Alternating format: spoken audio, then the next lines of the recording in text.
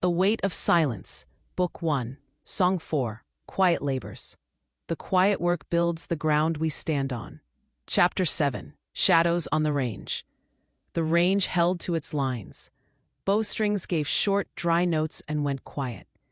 The air smelled of oiled wood and wax string. Oil kept the bow from drying. Wax kept the string from fraying. Each release slid clean. Students formed a row under Ranger Captain Hale's eye. Sunlight crossed the packed earth lanes in narrow bands. Straw targets waited, with their painted rings dimmed by use. "Set," Hale said, voice even. "Breathe, don't hurry to miss." Gage lifted his bow. His hands did not shake, but he gripped the wood as if the bow might vanish if he let it think for itself. He read the yard the way he always had. Leaves of the elm leaning right. Dust lifting a finger's width, then falling. The center frame of target 3 tilting low, then returned his eyes to his own lane. Breathe in, breathe out. Keep the body quiet unless it helps the shot. On Hale's soft, loose when ready, arrows went. Students released in quick succession, some too fast, eager to prove steadiness by speed.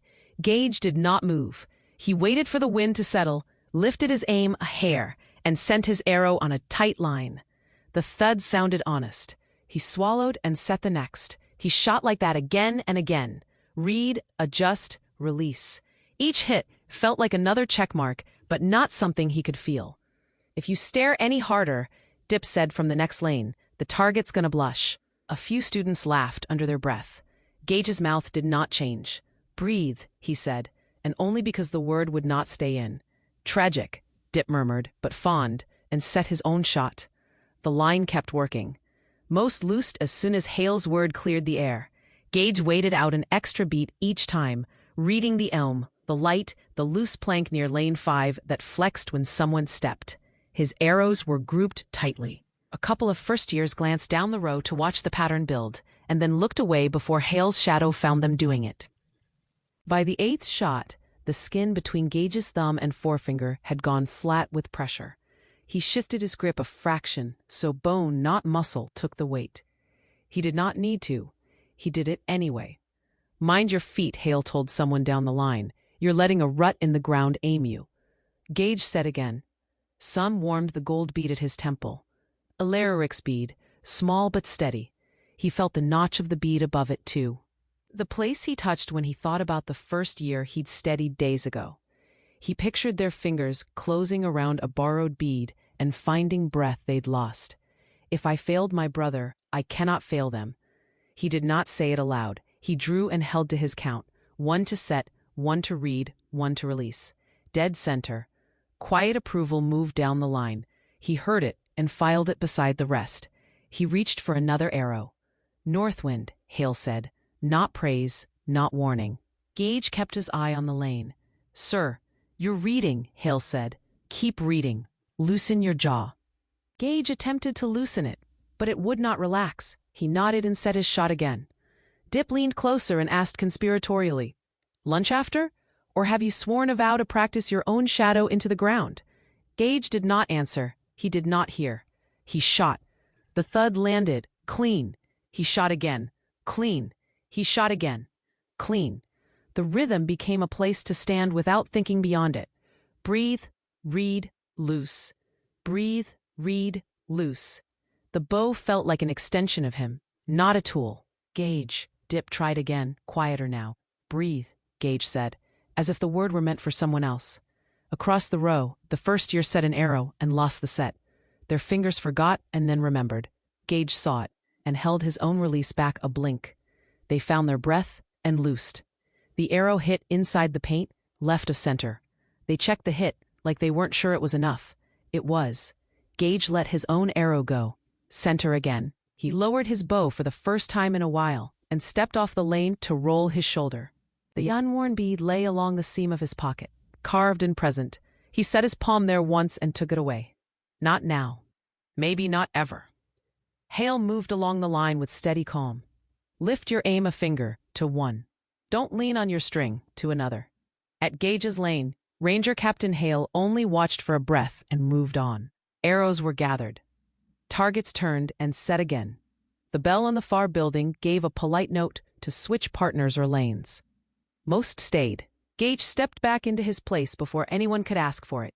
"Loosen," Dip said under his breath as they set. "Not your form, your face."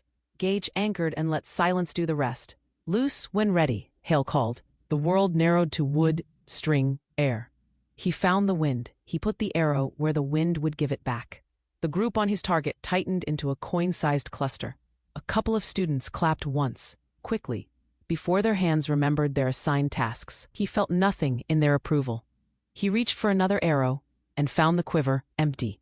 He stood a moment with a bare bow and set the held breath down like a tool he wouldn't need. Dip bumped him with a shoulder. "Perfect," he said. "Very useful, for absolutely no joy at all." Gage took the bundle of arrows Dip held out and checked each fletch by habit. "Joy isn't the measure," he said. "Not the only one." "No," Dip said, the light tone going quiet for a blink, "but it belongs on the list of what is truly important." "Set," Hale called again. Gage set, across the way. The first year shook out their hands, then stilled them on purpose. They glanced once toward Gage and away again. He felt Alaric's bead tug forward and let it. He found the elms lean and the way the sun had shifted. He raised his aim a hair. He shot, center. The sound that came from the students this time was more than a breath. It wasn't a cheer. It was a palpable release of tension. It made the morning feel a fraction warmer. Gage heard it and felt the same. Dip blew out a sigh like a boy trying not to smile and failing. "One day you'll remember it's allowed to be fun, too." Gage loaded another arrow and did not answer. Hale's shadow crossed their lanes. "Last round," he said. "Take only shots worth taking." Gage let the words settle. He set, unclenched his jaw by force of will, and held long enough to see everything he could stand. The paint worn thin, the patch of ground that would turn slick with even a little rain. The first year's lips forming a count they would not say. He loosed. The arrow punched the center mark and split the center of his earlier shot. It was a neat, unnecessary act. Someone made a small, impressed sound and tried to swallow it. Gage lowered his bow. His breath came back the way it had left, quiet, measured, already accounted for. He stood still until stillness didn't feel like a pose. "Wrap," Hale called. "Collect. Check your lanes for new hazards. The ground picks up bad habits." Students went. Gage walked his lane, pressing a loose stone down with his heel, smoothing a rut with his boot's edge, picking a stray nail from the dirt, and pocketing it so no one's heel would claim it later. He touched the target frame's low corner, noted the sag, and left it for the crew who did repairs. He did not need to own every task. The first year drifted close, borrowing steadiness just by standing there. Gage pretended not to notice and made room anyway. Dip returned his arrows to him one by one, as if handing back pieces of himself. "Lunch?" Dip asked. "I am prepared to be generous with anything in your parcel that looks like cheese." "My mother is a saint," Gage said, automatically. "Then consider me devout." Dip's mouth quirked. "You coming?" "In a bit." Gage looked down the line one last time, letting the morning fix itself in his head, the way a map does when you stop trying to draw it and just see it. Alaric's bead rested against his cheek. He did not tuck it back. "Don't turn into a statue," Dip said softly as he turned to go. "Statues don't lead." Gage said nothing. He set his bow, checked his string for stray fibers, and ran a thumb along one bead to the next, a quiet count. Then he picked up another loose nail and carried it to the bin by the gate. Behind him, the line emptied to chatter and quiet. Ahead, the day kept its shape. He let the unworn bead be what it was, a weight to carry, not yet a promise to wear. He left the range when it felt right, not when someone told him to. It wasn't triumph. It was work completed and accepted. He let it stand. Chapter 8. Quiet works of service. Lamplight spread across the long work table and warmed the pale map. The academy kept its maps flat under small stones, river-worn pieces set at the corners, so the parchment wouldn't curl. Gage shifted one, then another, until the edges lay true. He liked maps best when the edges stayed flat. This was the patrol chart for the town and the ridges beyond. It showed patrol routes, landmarks, and water crossings. The bold route marked the expected path between posts. It was guidance, not law. Charcoal sat easy in his hand. Ink waited, corked at his elbow, for whatever deserved to be permanent. He started with what the map already showed. The East Ford was shallow now, but the stone line upriver meant it would swell whenever dawn-spring rains ran strong. He marked a small cross beside the crossing. "Floods fast," he wrote in a narrow hand. Not a command, just a warning a tired pair of rangers could read before they reached the water. He followed the route with his eyes. The bold line stepped onto a boardwalk under the Academy's elm grove and kept to the shade for 100 paces. He had walked there on cold mornings. The board stayed damp, the moss turned slick, and a heel could slide if it found the wrong seam. He shaded that stretch lightly with charcoal and added, "Slick under shade, better ground along the ridge in rain." The ridge route climbed a little, took a minute longer, and often prevented a fall. He kept the same method. Look, judge. Correct. The room stayed quiet around him. Outside, a bell marked some other class's turn. He let it pass. Every so often, his palm found the seam of his pocket, where he kept the unworn carved bead. Commissioned by his father for a vow he had not made, meant to be worn when he accepted a call to formal leadership, the way Northwind's always had. He had kept it in his pocket instead, where its weight could still remind him without being shown. If a map told me to step onto slick boards, he thought, and the ridge was safer, which path would I choose? His father would argue for order. His brother would answer with, "Watch everything, not just your feet." Gage breathed once and let the answers sit beside each other. He turned the charcoal a quarter turn to keep the point even, then found the stretch of lane where the route cut between stacked crates at the back of the market. It saved 20 strides and forced a blind corner where a cart could trap you. He erased the shortcut with the heel of his hand until the bold line thinned. Charcoal blurred on his skin. He redrew the route around the front, where sight lines stayed open. He wrote a small note near the corner. "Blind turn, take the wide." He could hear his younger self asking why any map would send someone into a blind turn. He could hear a lyric, "Maps are made by people. People forget. Fix what you can and carry what you can't fix." The thought tightened his focus. He looked down at the bold route as it crossed the north gate and climbed the ridge road. Clean, simple, a confident line, and his chest tightened in a way that had nothing to do with breath. What if a letter had once carried this kind of life-saving correction and had not reached the hand that needed it? He forced the thought aside. He set the charcoal down before he smeared the page by mistake. Some things were lost by haste, some by following the wrong line too faithfully. He closed his fist around the unworn bead and held until the edges answered back. Would he obey a line that looked wrong because it was printed bold? Would he accept an order his eyes told him needed changing? He wanted to be the type of person who kept lines because lines kept people together. He also wanted to be the type of person who kept people together, even when a line had to bend. He let go of the bead. He reached for the ink. Ink was permanent. Charcoal could be wiped away, but ink stayed after the lamp went out. He unstoppered the small bottle and set it where his elbow couldn't find it by accident. The straight-edged ruler, his father's old one with edges worn smooth, balanced 2 fingers' width above the path. He drew the safer ridge variant with one steady pull west of the slick boards. He lifted the nib, counted to 3, and placed the ruler again to make the curve into the Ford alternative clean. The bold route had been a single line. Now 2 lines ran for a stretch, the inked one marked in a different weight and labeled in small letters, wet season variant. It wasn't an act of rebellion or a boast. It was meant to be an option you'd see in poor light and be thankful for. Maybe because someone had thought of you before you reached the hazard.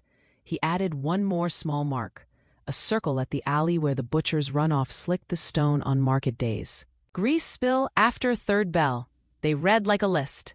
He didn't mind lists when they saved work later. Through it all, the bead at his temple kept slipping forward to his cheek. Alaric's bead always did that. It had its own opinions about when to stand out. Gage didn't tuck it back. He let it be a small, honest distraction, like wind. Always there and changing, but never an excuse to forget your aim. He leaned back and read the map the way he read the wind or the training yard. Not just the lines, but the gaps between them. His corrections were few. He wanted it that way. Too many changes would make the map feel like guesswork. He was not here for guesswork. He was here to ensure a better footing.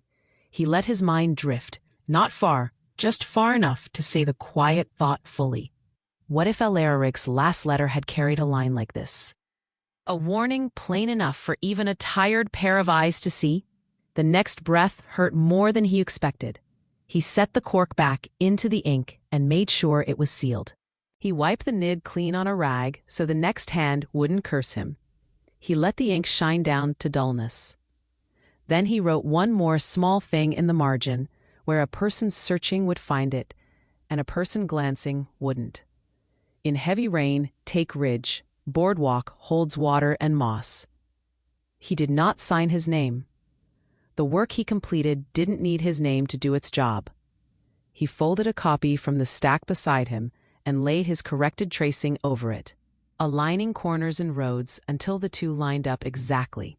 He pricked 2 tiny holes at the changed crossings so someone could stack the sheets later and match the spots.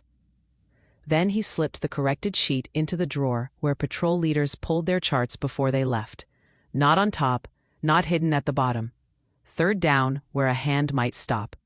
He cleaned the charcoal from his fingers with a cloth, even though the dust never fully came away. He set the river stones back at the map's corners the way he'd found them. He adjusted the straight-edged ruler. He checked that the cork in the ink bottle would not dry to the neck. Before he left, he stood and held still long enough for the room to become a room again, instead of a problem he was solving. The lamp hissed as the wick settled. The map looked ordinary, which is the best way for a working map to look. He pawned his pocket once more. The unworn bead pressed back. The leadership vow was tied to his family name, but the choice to take it would have to be his.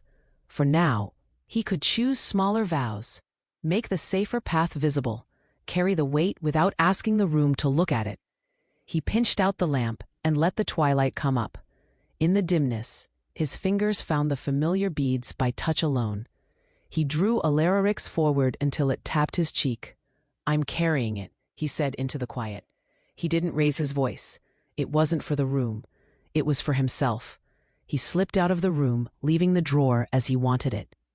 Easy to overlook at a glance. Clear enough to help the next patrol. The hall outside smelled of chalk and leather. Voices went on somewhere else. He turned toward them and said nothing about what he had done. The change would help either way.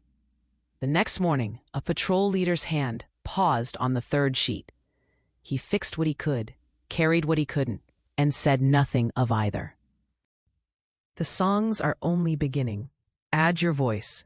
Like, comment, and subscribe, and walk with us as new threads are woven. The tapestry grows with every listener who joins it.